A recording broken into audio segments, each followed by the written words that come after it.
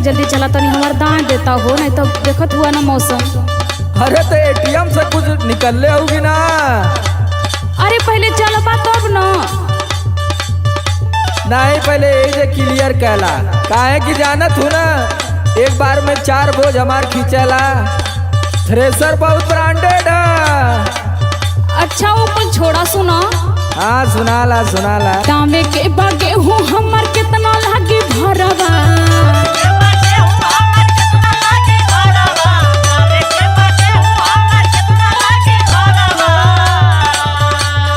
दामे के बागे हूँ हमर कितना लागी भरवा, थ्रेसर लेके चला हो ड्राइवरवा।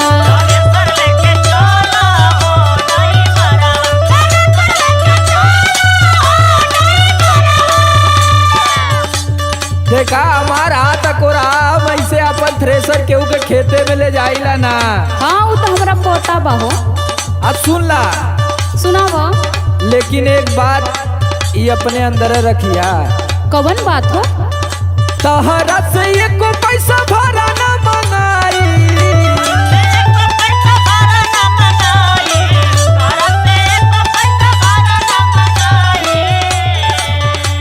गेहूं के बदले चूमा दे दिहा भौजाई।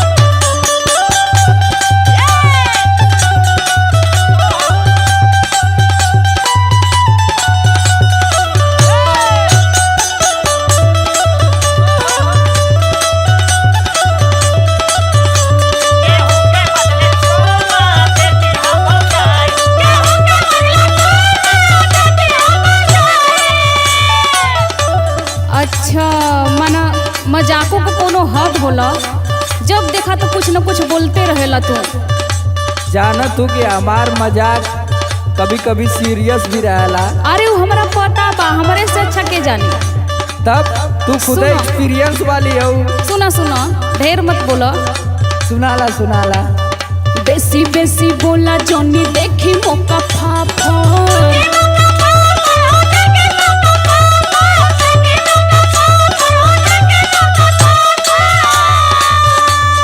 बाड़ू स्पेशल से देत बनिया फर।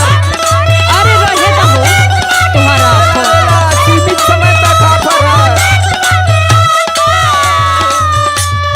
बेसी बेसी बोला जानी देखी मौका फाफो, बाड़ू स्पेशल से देत बनिया फर। और सुना का दूसरा से बात जानी दी हम तू बताई,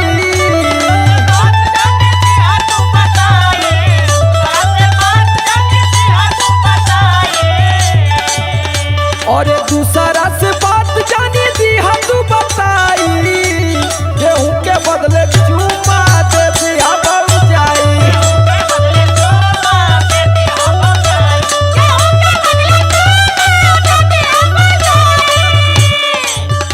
अरे दे दी हम भौजाई हो, दे दी हम भौजाई हो, दे दी हम भौजाई, गेहूं के बदले चूमा दे दिया भौजाई।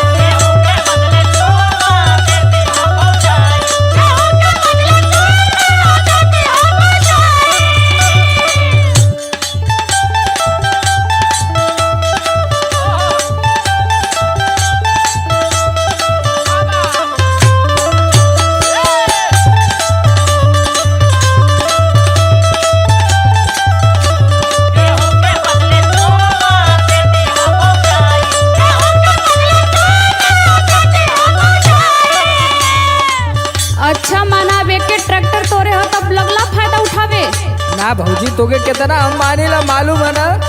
अरे वो तो हमके मालूम है बा, लेकिन सुनो तोरे एक बार कहले पे हम धनंजय यादव के दाद अली पैसा आज तक ना देना। तो जाके उनसे मिला, हमसे काहे कहता रहा। आ देखिला हरदम पर्स जेबा में लेके चला न। सुना सुना सुनावा। फायदा उठाव तारा तू मजबूरी के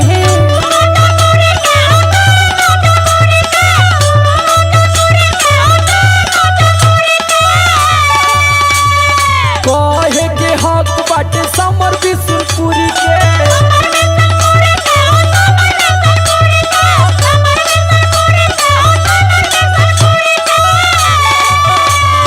फायदा उठाव तारा तू मजबूरी के कहे के हक बाटे समर बिशुनपुरी के। और यो बात सुन ला का शक्ति सोना कहे काम जल्दी हो जाई।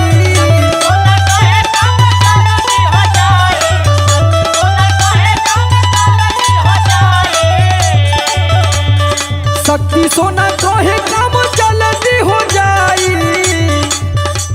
गेहूं के बदले चूमा